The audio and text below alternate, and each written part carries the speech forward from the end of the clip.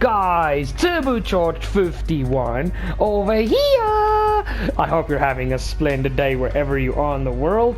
And today, the Toyota fanboys are going to be very happy because today we are tackling a four-wheel drive hatchback that I think has got a lot of potential to do good in this series. And I'm very excited for this episode. When this car originally released in real life, there was massive hype around this car, and every car journalist, YouTube channel, magazine, anybody who tested cars wanted to test a GR Yaris. So that's what we're driving today. We're going to be testing, well, we're going to be attempting to build a track toy from a Toyota GR Yaris. But this is the stock one. This is the stock one. Let me show you guys the one we are going to be driving, and I think it's one of the nicest paint jobs I've ever done on any car, and it suits this little GR Yaris like you wouldn't believe. Now, one thing that I will say, this thing you see stock from factory. So this one is now basically a 1.7. So it's a 1.6 and a half, but let's round it up to 1.7. And then it's four-wheel drive with over 420 horsepower, basically 430 horsepower, and it weighs 1,006 kilograms. 1,006. It's basically almost 100% a ton. So I think it's going to be a bit challenging to control, but it's going to be so much fun to drive this car. Now let me run you guys through the upgrades. Racing soft slicks, fully customizable suspension. The car is dropped down low, as you guys can see. Then we kept the stock differential. Then it's a torque vectoring center diff. So the differential itself is still stock, but I put in a torque vectoring center diff so that I could split the power front to back. And it's currently sitting on 60% of the power going to the rear, 40 to the front. Nitrous, obviously, that will not be used because we're doing time trial. Fully customizable racing transmission. Fully customizable ECU with downforce. As you guys can see, it doesn't have a lot. Only 170 on the back and 100 at the front. But it's four-wheel drive, so I don't think we're going to need that much downforce, but that's the max amount of downforce that I could get on the car.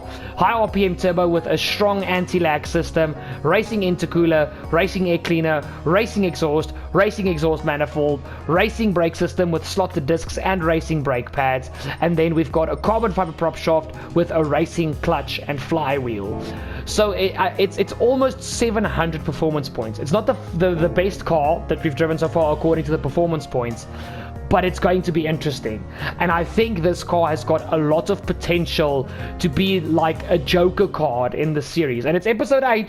We're nearing the end of the season, guys. We are nearing the end of season 1, and I've already started planning on season 2. Season 2 is going to be a banger. And if the support for season 2 is as good as in season 1, guys, trust me, the long-term plan for this series is big. You guys are gonna love it. But first, the challenge that this GR Yaris has to tackle is the Tsukuba circuit in Japan. So let's see what this little GR Yaris can do. I'm very curious and very excited to see this car run. Are we ready to see what the GR Yaris can do? Guys, I don't know what time this car's got to aim for, because the only other four-wheel drive car we have is currently the quickest car around both tracks, and that's the Lancia Delta. Now, this is proper classic versus modern front-wheel drive hatchback territory. I don't think it's going to be as fast as the Lancia, to be honest, but I think it's going to be close. But I have been wrong in this series before, so let's see where the GR Yaris is going to place itself on this timing chart. I'm very curious. Let's get straight into the 5 laps of fury around Tsukuba. This is going to be very, very interesting. Let's see. This little thing goes, man. And it sounds good for a 3-cylinder. I mean, come on.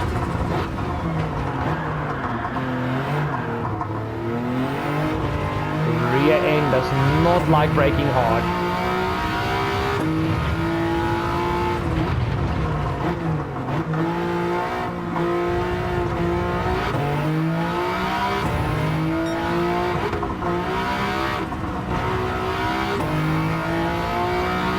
It handles like a damn go-kart.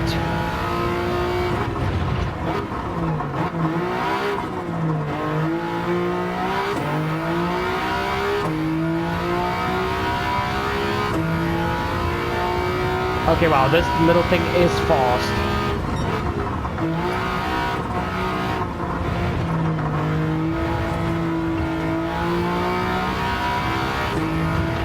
There's still a lot of time in this lap.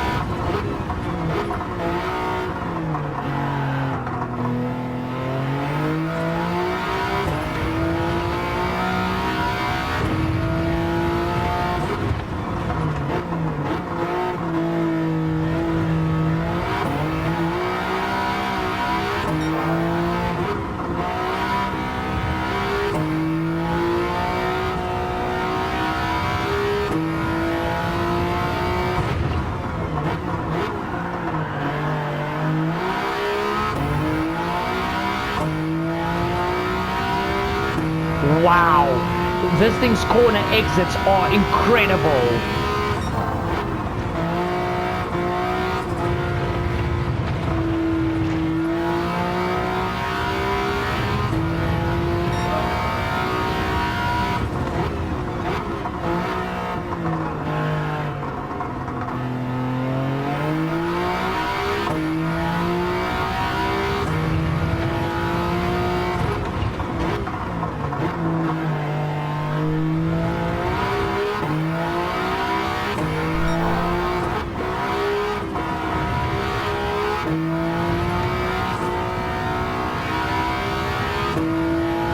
Oh my word, guys, I am just speechless. I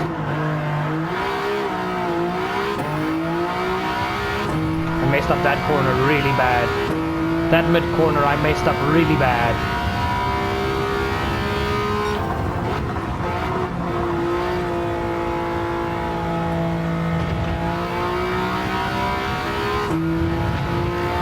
There's still more time in this.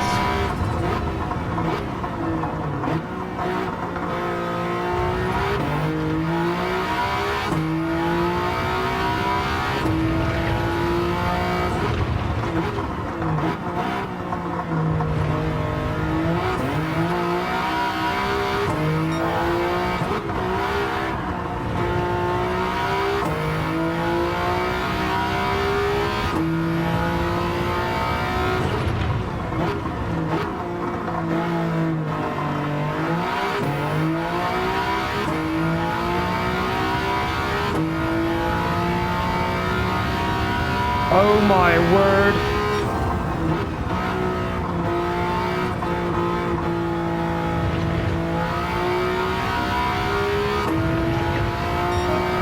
.53.6, last lap.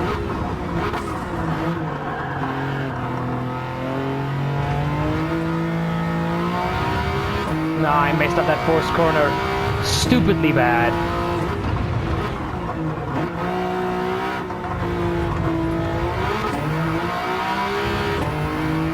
Nah, it's 6/10, guys. It's over half a second. You're not catching half a second around this little track. Oh my word. 53.6. It seems with the last few episodes I always mess up the final lap because I'm trying to push, like, I'm trying to push the limits that I already know. But this car is going to be so fun around the Nürburgring. Like, I'm really looking forward to this. Let's quickly see how good this little thing launches. Oh wow, it's instant grip. Look at that. 160 right there. Woo! Little pocket rocket, little pocket rocket.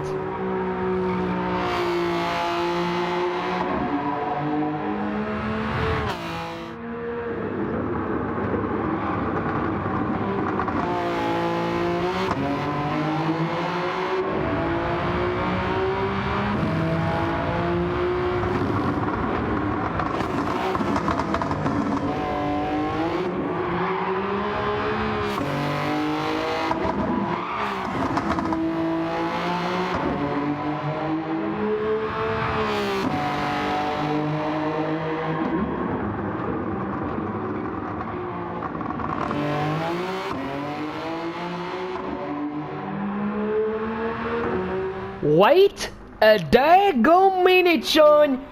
Guys, look at the top 2 times. They are identical. Absolutely identical.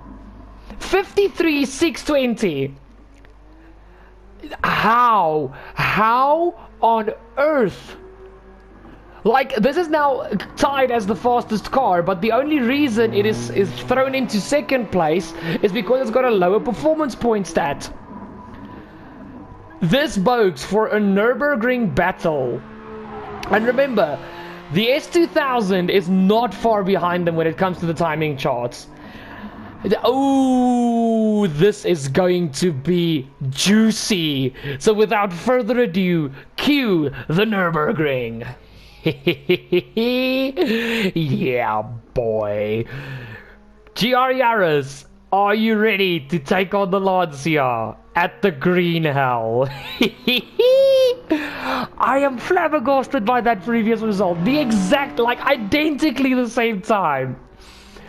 Oh my word, what is going to happen here? Because, I mean, the Lancia is sitting on a 6:33.2.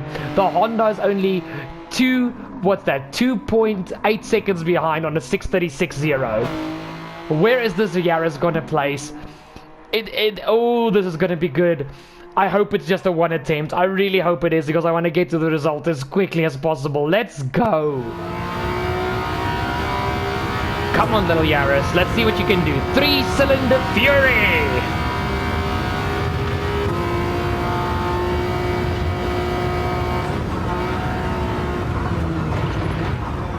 No! Damn it. Okay, I pushed a little bit too hard there. Ooh, that rear bumper does not look very nice and done though.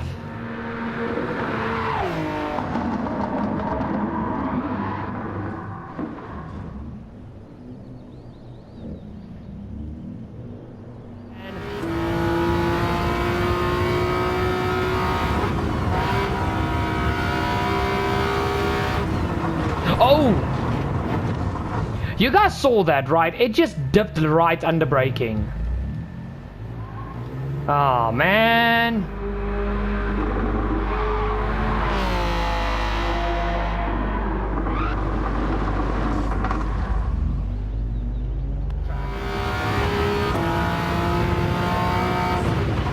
Oh, that's a big jump. No, man. Seriously, man? So close, man. So close.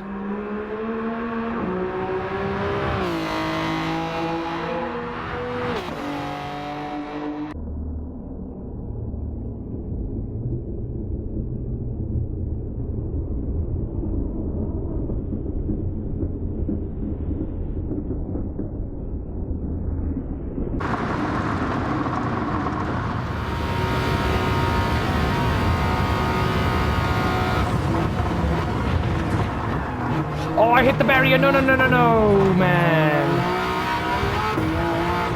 Can't count that. I literally just hit the barrier. Oh, man, you've got to be kidding me. Attempt number 6. You're almost at Renault levels, my little Toyota. Come on, 3 cylinders of fury. Let's get this now. This is the lap.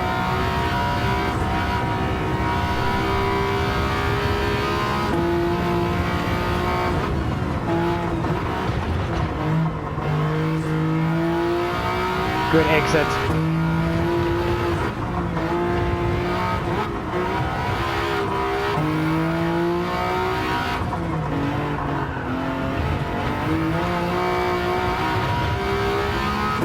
Damn, this little thing hooks, man. It's still a very big pleasure to drive this thing around this track, I have to be honest.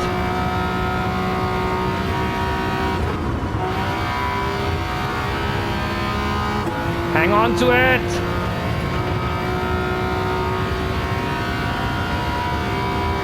Oh, the Lancia's got to be such a big threat in the uphill top speed sections, but there's certain parts of this track where I know this car is quicker, and there's other parts where the Lancia is most definitely going to be quicker.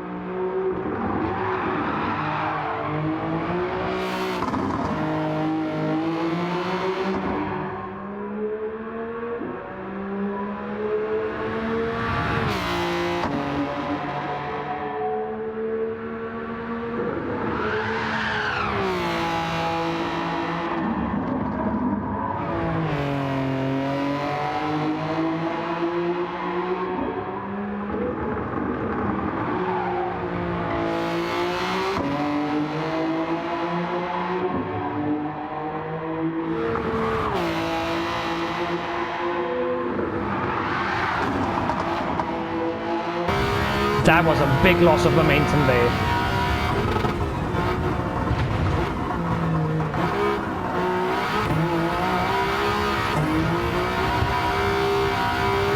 That is the definition of powering your way through corners. Those last 3 corners, damn man. This is the part where I think the Lancia's eating it for breakfast. All these uphill acceleration zones and these uphill corners, I think that's where the Lancia is shining.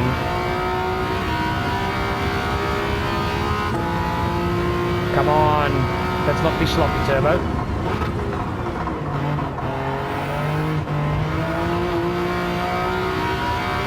That exit though.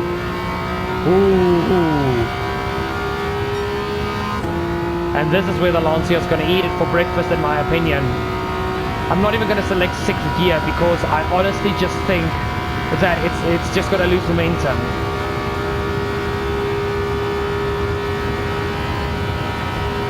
And it does have a nice big red line.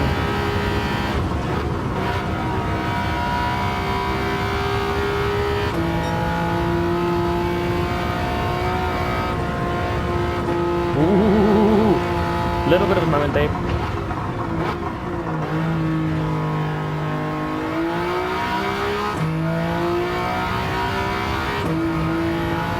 Okay, first carousel.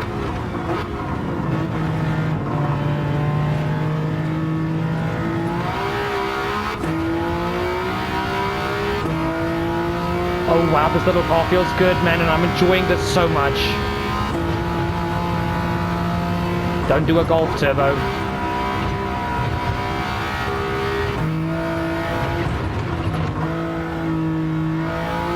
Carried nice momentum.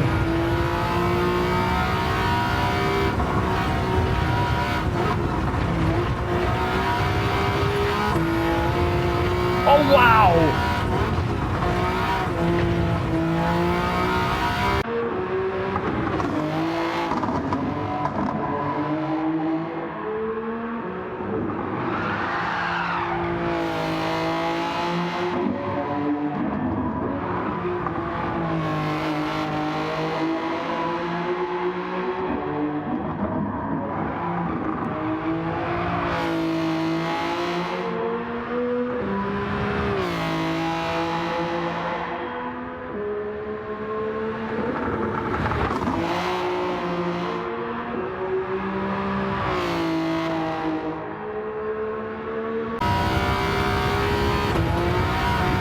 Oh, that was air. That was scary air. Hang time!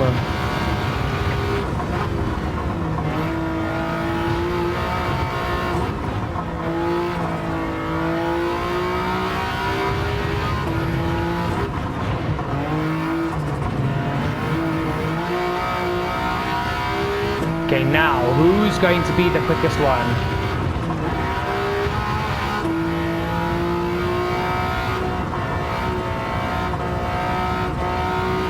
I had to lift so much there, like constant lifting, because the car just washed with understeer there.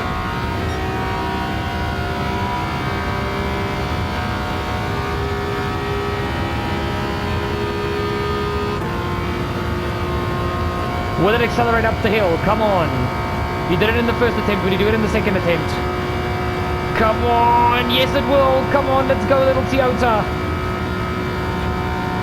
Come on. Let's finish this lap properly.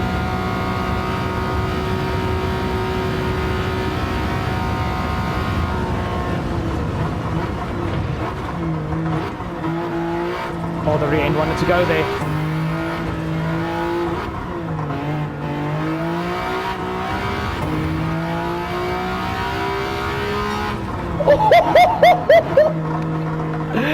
This is so close!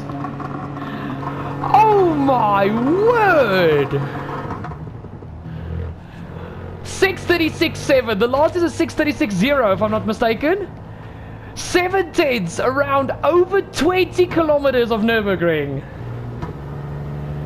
Oh my word, these two cars are stupid levels of close to each other. But time-wise, the Lancia is currently not defeated, because the biggest test is the Nürburgring. Oh my word, man. I am knackered after that lap, but it was so much fun. Damn, son. I raved for no apparent reason because I thought it was close to the Lancia. It was actually close to the S2000. But still, that is a minuscule difference between them. The Lancia, the Honda, and the Toyota, those three cars on the same track. Oh my goodness gracious me. They are so closely packed together, these three cars. Like, it is honestly insane. 633.2, 636.0, 636.7. They're the only cars in the 30s, and they are so close together. But the Honda S2000 just pipped the GR Yaris. It literally just pipped it. I mean, I wish I could do a side-by-side lap comparison between those two cars. I think that would have been an insane thing to see. Oh my goodness gracious me. I don't even know where to start with the ratings, because this car, oh man, oh man. Even though it took 6 bloody attempts, every attempt around this Nürburgring, well, attempting to lap the Nürburgring, was more fun than I could have imagined. Like, compared to the Renault doesn't hold a candle to this GR Yaris. Okie dokie are the frickin' chokey. So guys, there's two competitions here. The Yaris tried to beat the Lancia, which it almost succeeded at Tsukuba. But also it's competing against the car that we kicked off the series with in episode 1, the AE86 Corolla. Now, it's clearly faster. That's very apparent. But is it more fun than the AE86? And is it more fun than the current leader, the Honda Integra Type R? Is it more fun? Was this the hardest rating that I had to give to the car, to one of the cars so far in the series? Absolutely. It was, guys, I sat and I couldn't figure out what to give this car, especially when it came to fun and capability. It was so hard to rate. Toyota are in the World Rally Championship right now with the GR Yaris, and Lancia was in the Group B Rally era with the Delta HF Integrale. So both these cars are rally cars for the road that we modified and tried to make track cars of the 2020 Toyota GR Yaris. So speed, guys, it was like in par. The only difference is it's 4-wheel drive. This little thing surprised me at some of the high speed sections, like some cars just didn't. I could feel it was that just that little bit behind the Lancia, but it wasn't a big shot, and the Honda was on the heels of the Lancia. So the little GR Yaris gets a 7.5 out of 10, the exact same score as the S2000 for speed. 7.5 out of 10 for speed. Now towards handling. Now you guys know in the handling category, I didn't score the Lancia very high because it was so hard to control the car wanting to 4-wheel drift. This one, we didn't have a problem controlling the 4-wheel drift. There was still a few times on the Nürburgring lap where it went into a 4-wheel drift, but it was so much easier to control and to keep momentum throughout the 4-wheel drift. But still, there's heaps of time in that Nürburgring lap. But handling wise, when this car was gripping, it was gripping. Like, it was seriously on it like a car bonnet.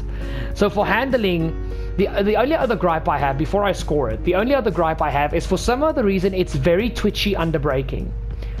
It's very unpredictable because of the twitching under braking, and it doesn't twitch on the rear, it twitches on the front. So if you are slightly turned, like you're readying to go into a corner, because it's one of those corners where you have to brake while turning, you have to trail brake. If you hit the brakes slightly too hard, it's as if the car gets yanked. And that is what happened on a few of the failed attempts. You guys saw I broke into a corner and the car the front twitched and was gone. So I don't know how to put this. It's a characteristic that is a little bit too unpredictable, that takes away a bit from it. But still, the handling of this car when it's hooked is brilliant. And a lot of the mistakes that I made with the 4-wheel drifting and the twitching on braking most of it was more my fault than the cars. So I can't fault the car for that, because you guys know I'm aggressive behind the wheel. I like to yank a car around. I like it. If a car can be yanked around, I think it feels good. And there were parts where I yanked it and nothing went wrong. But then there were other parts where I just overdid it a bit. So it was more my mistakes than the car's mistakes. So handling it scores an 8 out of 10, because when it hooks good. And this car is a menace on corner exits. It's so good on corner exits. It's like probably the best car on corner exits of the whole series so far. Like, it was so satisfying to hook up a corner, and this car coming out of the corner, it feels like you're traveling at freaking Mach 10. It was a phenomenal feeling. So then we now come to the most important factor: fun. Now, the two cars that scored the highest on fun, obviously, is the car that made everybody fall in love with this series, and that's the Corolla AE86. And would I take that car over the GR Yaris to drive around the Nürburgring? And my answer to you would be yes. Yes, this one feels a bit more satisfying when it comes to high-speed corners. But the Toyota, the AE86 is more satisfying in the mid and slow speed corners, and a hooked up lap in the AE86 just feels more satisfying. That lap there were stages of that lap where it was very scruffy, and it tends to, you know when it's scruffy. With the AE86, even if you have a scruffy moment, it's just like, you know what, I can make it up. It's too good for an 8, but it's not good enough for a 9, so we split the difference. 8.5 out of 10, which is a fantastic score. It's definitely, it deserves that. It was that fun of a lap, like, and Tsukuba as well. It was on it from the start, and it felt, it's something that I'm struggling to describe, because it felt not satisfying. It felt fulfilling to drive this car, and it feels fulfilling to drive it hard, and that's what I like about it. It rewards pushing the limits, and that is a factor of this car that I absolutely adore. And I don't necessarily have that with the AE86, but I had that with the DC2 Integra. It rewarded you, it satisfied you to push that car to the absolute brink of losing it. But still, 8.5 out of 10 for fun. And then capability, the one that was the hardest to rate, because again, rewatching my Nürburgring lap, I realized how many four-wheel slides I had, and how many times I had to really be on it when it was trying to break away with the front end braking twitch. So there's still a lot of time in that lap. I think this car does have the capability to beat the Lancia. If both cars, the Lancia and the Toyota, this Toyota, not the AE86, this car of the episode, if these two cars were given to the same esports driver, you tell them you don't swap cars or stop driving until you get the best possible lap, and you yourself know you can't go like a millisecond faster. These two cars would be stupid close, but I would have to give an edge to the Toyota. I would have to give an edge to this GR Yaris. I think the only reason my Lancia lap was faster is because I actually started, instead of fighting the four-wheel drifting, I started to work with it, and I managed to maintain a lot of momentum through the momentum sections of the Nürburgring, and that is what gave it the lap time. With this car, it's hard to actually maintain the momentum with the slide, because it still wants to grip, because we built this car is more focused on track toy, because it's more modern. That's just the reason. So when it slides, it's as if the car knows, I'm not a rally car anymore, I'm a track car, I need to grip. The Lancia just kept drifting, and you could keep momentum and take unconventional lines through certain corners and still have a good time through that specific corner. And for that, I think if you hook up a proper time trial lap with both of these cars, the Toyota will edge the Lancia. I think this is, when it comes to outright speed, this is the fastest car we've driven so far this series. I just couldn't hook up the lap. That is within me. I think if I put the time into both the cars, I will manage to get the Yaris quicker eventually, but my driving style suits the Lancia more, so it's going to be a lot harder for me to get lap time out of this car than the Lancia. But with all that being said, with the big wash down the rabbit hole, capability for the GR Yaris has been scored at a 7 out of 10. There's still a lot of potential for lap time in this car, a lot, and it's damn fast. So that gives us a total of 31 out of 40. Now, to give you guys an idea of how close this thing is to the AE86 Toyota Corolla, that car scored a 31.5 out of 40. That is how close these two cars are matched, and it literally, when it comes down to fun factor, I would drive the AE86. When it comes to me chasing lap time, I would pick the GR Yaris. I love that this car has basically pulled in. It pulled in the Lancia, it pulled in the AE86, it pulled in the S2000, and even to a degree the DC2 Integra Type R. It pulled in 4 other cars that I had to compare it to, and I love that. That is what this car it's probably, when it comes to episode itself, it's one of the most fun episodes I've had to make. And I loved this car. I absolutely loved every second of this episode. So it scores an average of 7.75 out of 10. And as we head to the leaderboard, this is how it stands from 1st to 8th. And I can't believe there's just 2 episodes left in this season. It's actually scary. 1st to 8th. First, the 1998 Honda Integra Type R DC2 with a score of 8.25 out of 10. Second, the Toyota Corolla 1600 GT Apex AE86 with a score of 7.875 out of 10. Slotting into the podium positions is the Toyota GR Yaris in 3rd with a score of 7.75 out of 10. Fourth is the 1999 Honda S2000 with a score of 7.5 out of 10.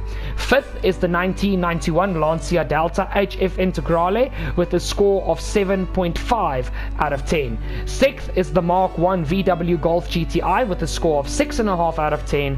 Seventh is the Renault R5 Turbo with a score of 5.875 out of 10. And bringing up the rear is the 2014 VW Polo GTI with a score of 5.5 out of 10. What an episode, guys. What an episode. And I am in love with this car. I am honestly in love, and it exceeded my expectations. The previous episode, the Polo, undermined my expectations. This car exceeded it so much, and I loved every second of it. So if you haven't dropped a like down below yet, I don't know what's gonna earn your like, but this was a damn good episode. Nobody can tell me otherwise. And make sure while you're busy dropping the like to go check out the links in the description down below for my social medias, as well as the new content page on another social media platform, #Facebook. For some other reason, Facebook is still massive in South Africa. Don't ask me why, we're behind on the times. In any case, then if you've made it to this part of the episode and you have not yet subscribed, what are you doing? Hit the subscribe down below, and don't forget to ding that bell to never miss a future video, short, or live stream here on Turbo Fox RacerZ. And as if I'm recording this, it's Tuesday the 28th. I'm racing Informal League tonight, and I kind of forgot about that. Point being, there's live streams. Make sure you are subscribed and your bell is dinged. Guys, remember, your mind is to be stronger than your feelings. I love you guys, and I'll see you guys for whatever piece of content comes next. And the last 2 episodes, especially the season finale, is going to be a banger, so stay tuned. Cheers!